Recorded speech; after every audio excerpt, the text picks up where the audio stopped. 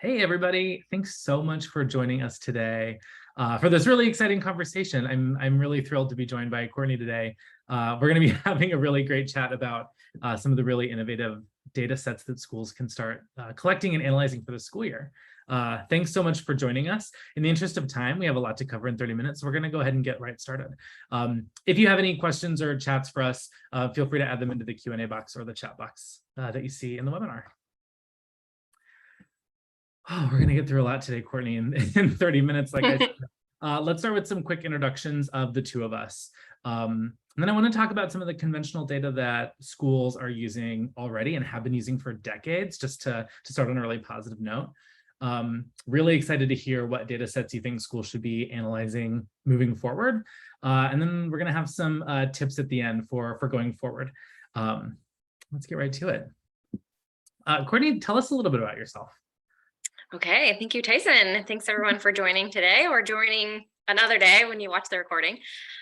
So I have been, I've built my career in the space or the intersection of data and education. I've been a data scientist for a long time after doing a PhD in economics, where I actually studied the impact of malnutrition on schooling outcomes for young kids in elementary school. And then, since then have worked in a number of different places, always in the data space. I'm also a school board member. So I'm just about to finish my first term and on to the second term. Decided to do 4 more years. I guess I'm a glutton for punishment. I have 2 kids, an elementary school student and a middle school student. So I see lots of challenges from a parent perspective as well. And finally, I co-founded Schoolytics with my co-founder and friend, Aaron Wortman. And the reason that I wanted to start Schoolytics was to give educators data superpowers. I think that there's so much that you can do with data that's interesting and positive. And I wanted to bring that to our educators, to our teachers and administrators. Yeah, reflecting on the first time we met, Courtney, that story was so compelling to me. I wanted to join the team, thinking about what teachers and school admins, coming from my own personal experience, could do with that connected data was super exciting. While we're here, hi, I'm Tyson Jurgens. I've joined the Schoolytics team almost 6 months ago, actually, heading up the marketing team, and I have a background in teaching and school leadership, and also just working in ed tech companies and helping tell really great stories about the exciting stuff schools are doing with technology. So really excited to dive into this conversation. Before we start, or actually to start, I wanted just to root our conversation in all of the ways that schools are already using data really well today. This is not strange for schools. Like, working with data is not something that's totally brand new. People have been doing it for a really long time. It's just existed in a pretty constrained few areas. So yeah, Courtney, tell us a little bit about like these very common data sets that schools and teachers are used to working with so far. Great. So of course, we've, since No Child Left Behind, love it or hate it, we've been doing lots of summative assessments for students, testing them in several grades as they move through our education system. And those test scores have been part of a conversation about data for a long time in schools. And then, of course, we've been assessing reading. Teachers have been, giving quizzes and tests and benchmark assessments and all sorts of things over many years as well, to make sure that they know where their kids are. I think from both an individual teacher perspective and more from the administrative district side, and even up to the board level, we've been tracking grades for students for probably longer than any of these other things. Kids have been getting grades for a long time. And so end of term grades or end of year grades are always a topic of conversation and a source of information. And finally, attendance. This is part of the funding models for most schools, no matter what state you're in. And so attendance is really important for schools to track, not only for understanding their budgets and financing, but also to make sure that kids are at school and they're actually getting the instruction that they need. So yeah, attendance has been front and center for a long time as well. what I think about when I look at these kind of compared together is like attendance is a thing that we collect daily. That is a daily data collection exercise, whereas reading growth might be monthly for, lower elementary, maybe.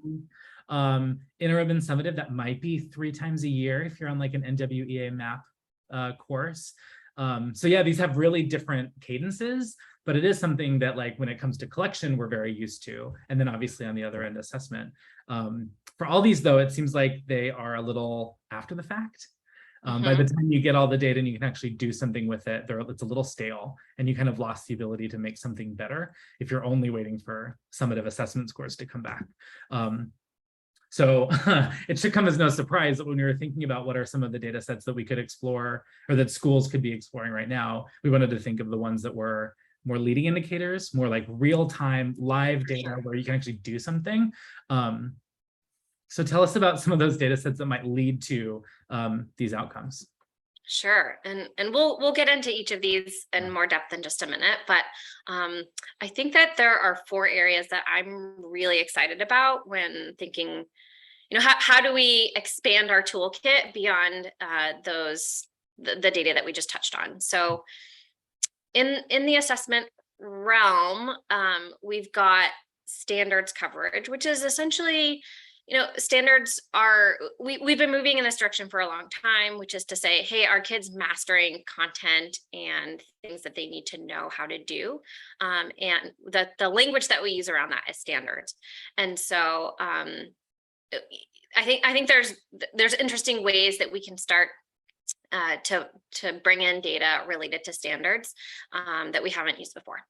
And then in terms of looking at growth over time and really honing in on how our students doing,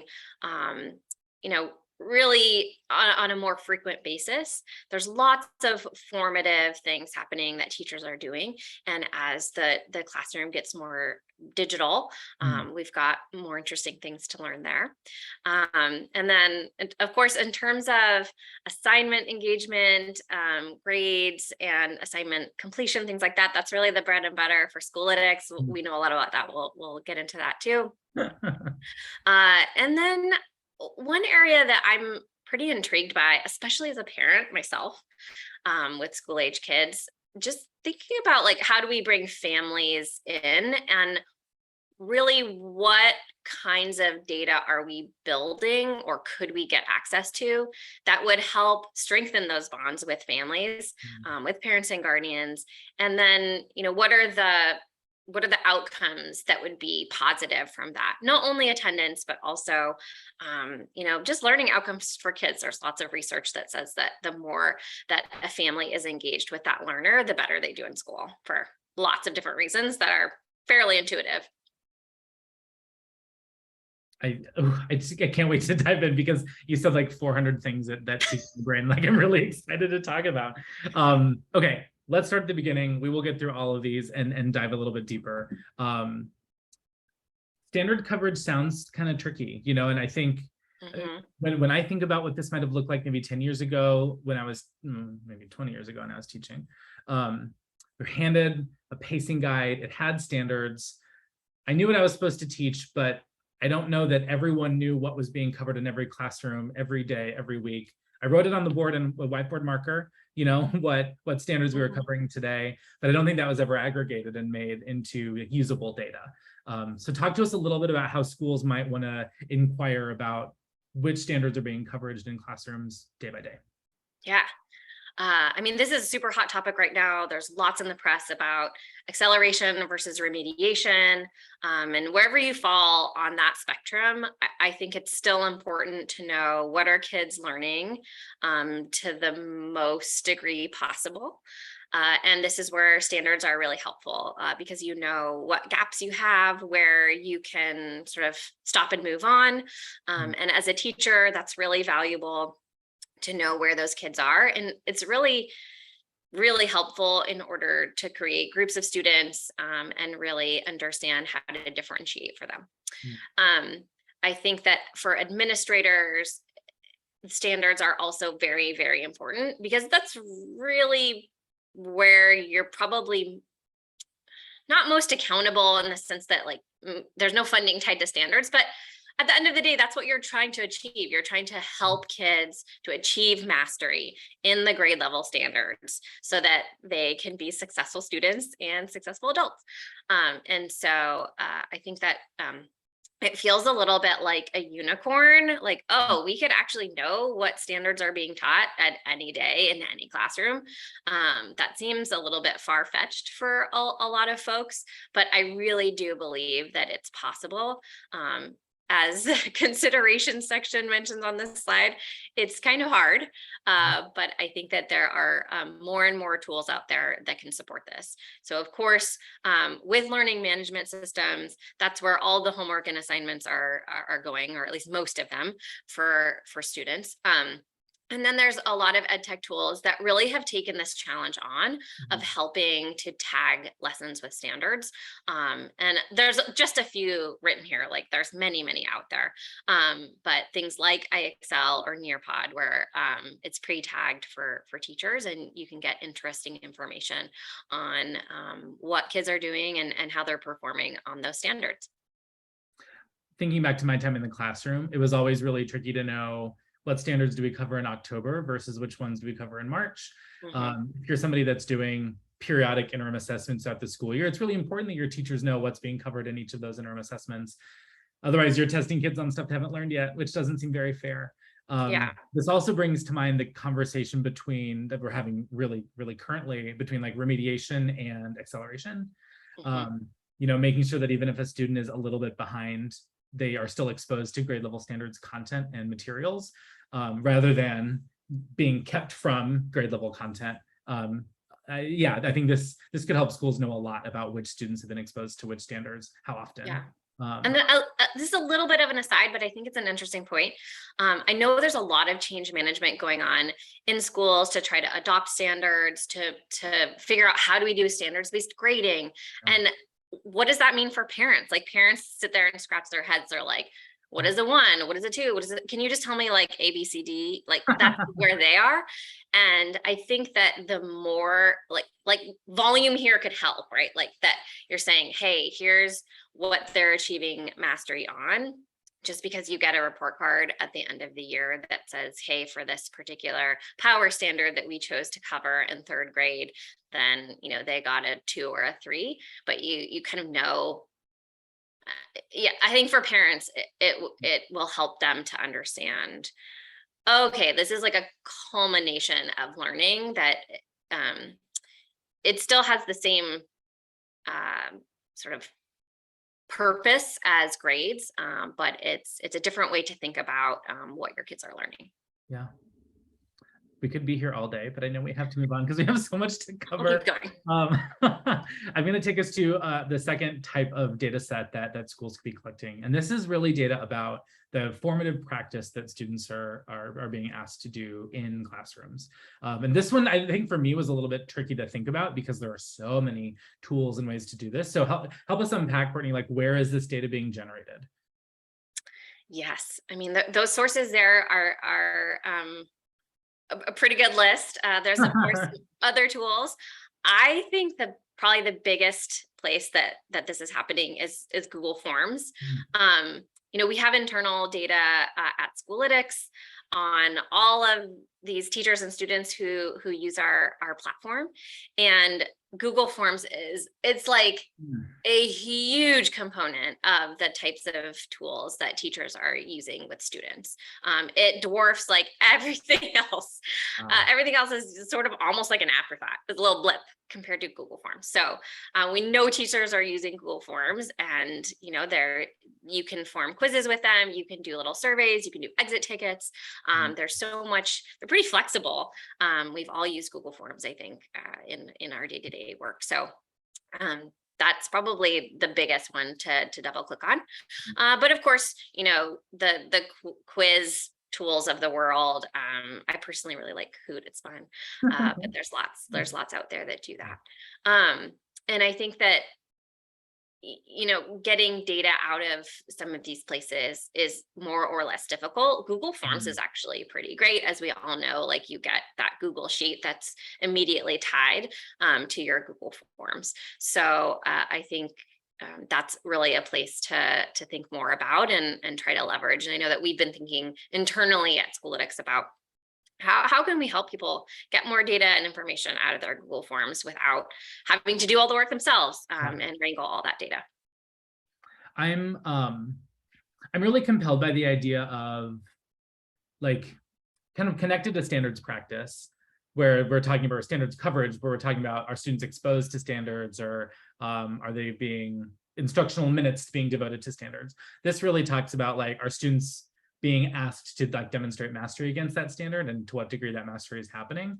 That might be a little bit harder for things like exit tickets that are a little bit more quick, or like, that might be more of like a participation type of data, where like how many students are participating or not.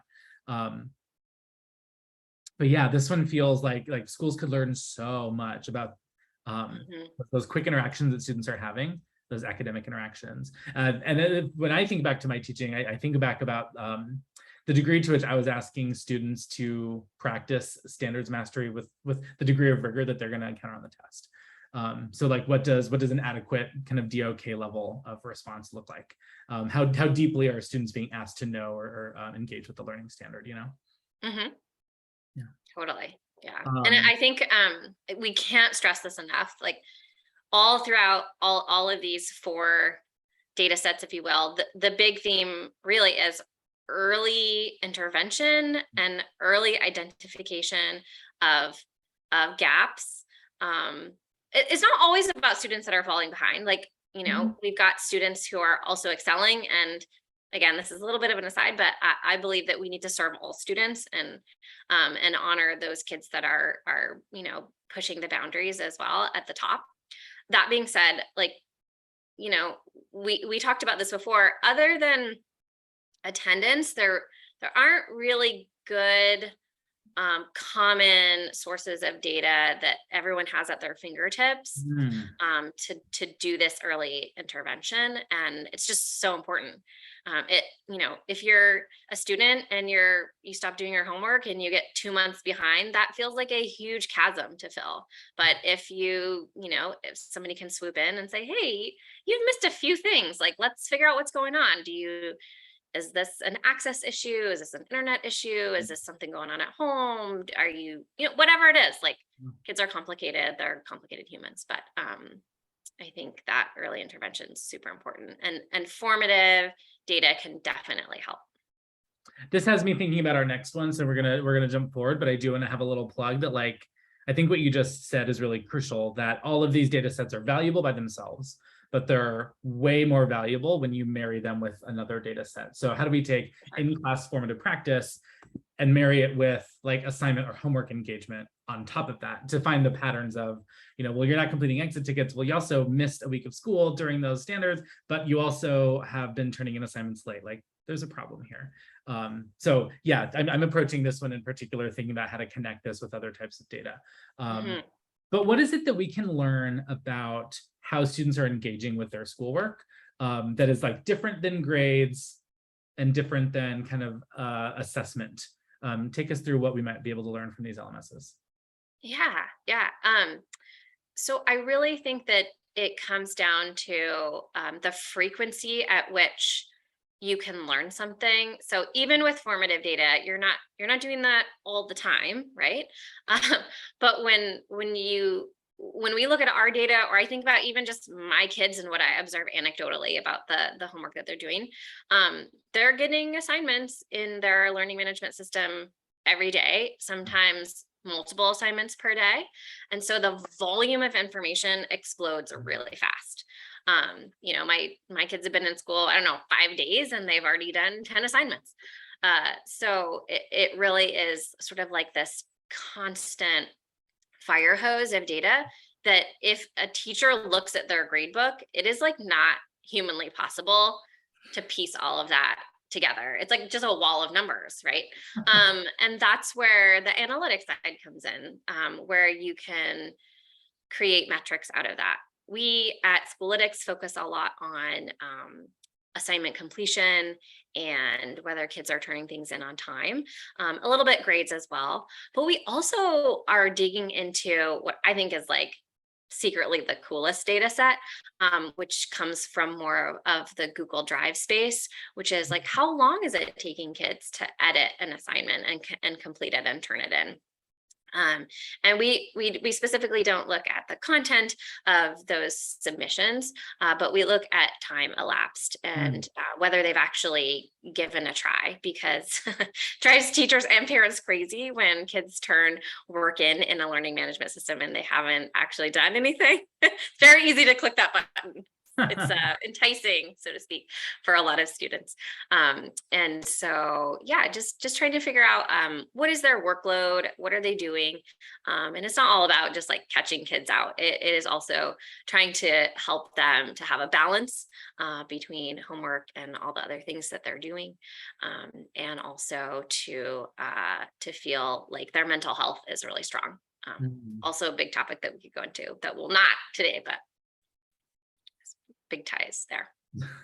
For sure. Some of the most exciting things that I know we're doing at Schoolytics when it comes to this data is seeing like a heat map of where assignments are being, like when they're due for students, really taking into their mental health.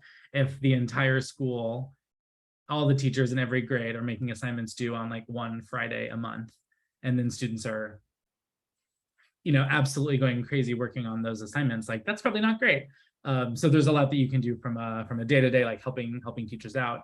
But also like, yeah, those really early flags of disengagement. If a student is constantly turning something in a day or two late, that might be a really great touch point for a parent. That might be an indicator that, something is, maybe they're not understanding the material, or maybe they're not as engaged with the lessons as they should be. It's not just a matter of like, well, it was done or not. There's so much you can learn. It's also interesting to start weaving in more of the, I guess, more formal data science, where we think about prediction. And so we've been working on things like, hey, if you see a kid, if they're on some kind of pattern or downward trend in terms of assignment completion, what is the likelihood that they're going to stop doing work altogether? And then you can identify kids that might be, they aren't there yet in terms of totally disengaging, but they're on the path. And so again, with the early intervention and just really trying to swoop in before things get to the point where it just feels really, really like a big problem to fix. That, we added on here too, like making sure you're following your tier 2 and tier 3 students really closely through that daily schoolwork. Even like you mentioned, identifying which students might be in the tier 2 or tier 3 categories. You could use this type of data to more closely, like you said, find those early risk factors for either dropout or like falling behind in reading skills, and make sure those students are being monitored and supported really closely. There's so much we can do here, and it kind of stinks that a lot of these systems like don't let that data be super available. Yeah, there's a lot of ed tech products out there that teachers are using for this kind of practice on assignments. A couple are listed here, like the IXL, Khan Academies of the world. There's many. But again, it is hard to get data out of those places. Sometimes you can see the data inside those platforms, but it's hard to connect it to other data sets. So that is a challenge. We have one more. I think we're pacing really well. This is good data for me. But I'm really excited about this area because I think this is one where there's so many products and tools that schools use that we definitely think of in terms of doing the work of connecting with parents and families, doing the work of sending messages and communicating, but knowing about that communication, because it's really hard.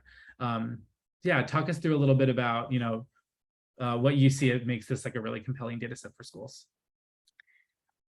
Well, schools are, for the most part, transitioning to new tools that allow them to communicate better with parents. They're both easier to manage the communication, and knowing that like teachers are communicating and admins are communicating, and there's all this in between.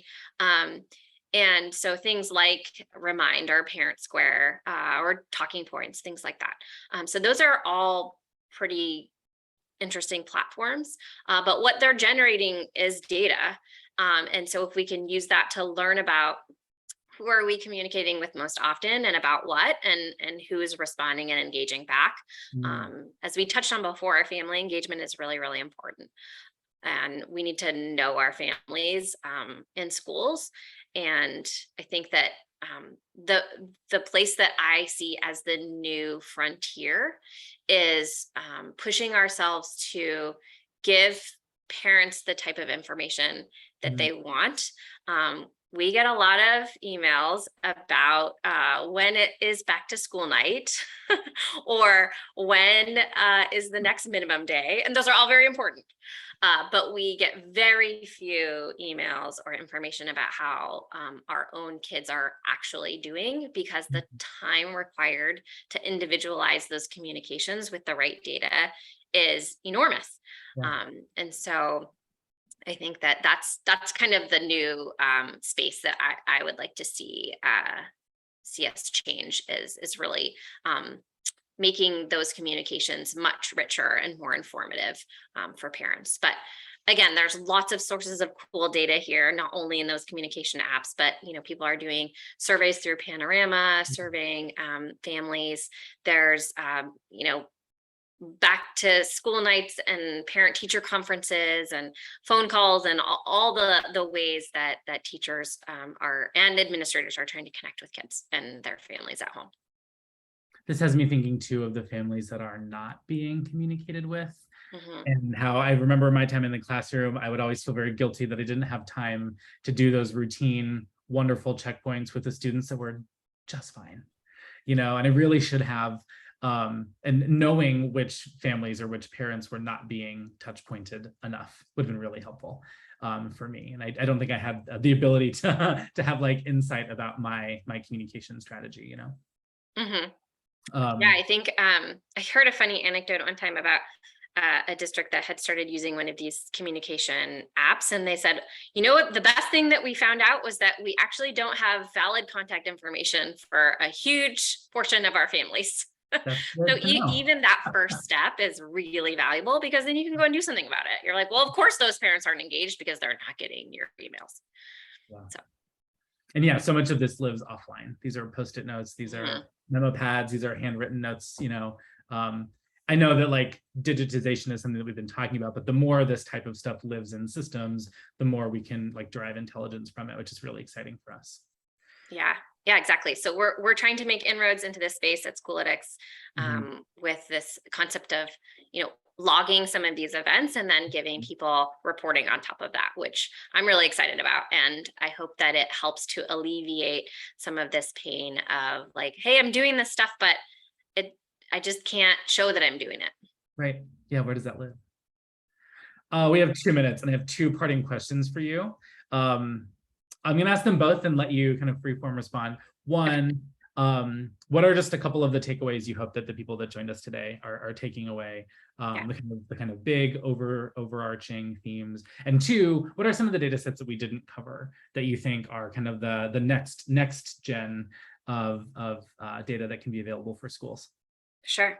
Okay, so the first question, in terms of big takeaways in sort of new and innovative data, the first one is obviously there's tons of exciting opportunities with the digitization of the classroom, and these don't have to be scary. They can be really interesting and informative and helpful. So that I find that inspiring and interesting to think about. I think another thing is that you really should look to get help with data.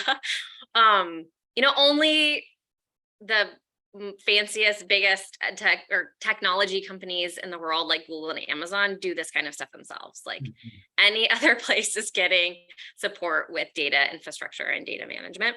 So you should not feel like you have to do this alone.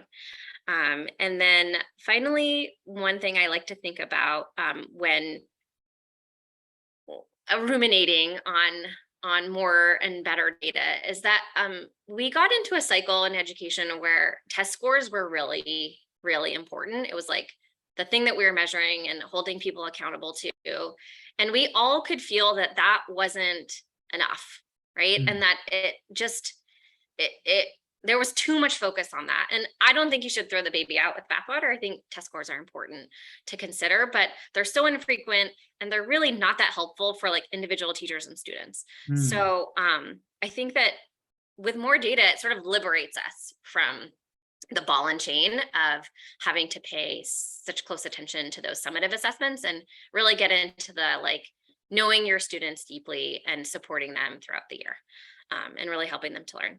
And then in terms of other data that's like new and fun and interesting, we didn't touch on this, but I think SEL data is big right now.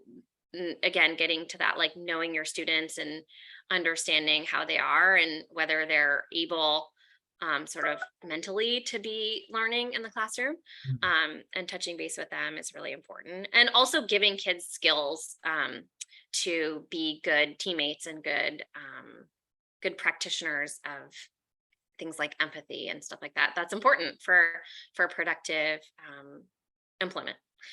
So yeah, SEL data is one. And then I really think that there's some cool things out there pushing the envelope using natural language processing to help us assess reading and writing for students in a way that's like saving all of us oodles of time, and then opens up really interesting opportunities to push that envelope and really analyze well where kids need support in reading, because it's so foundational.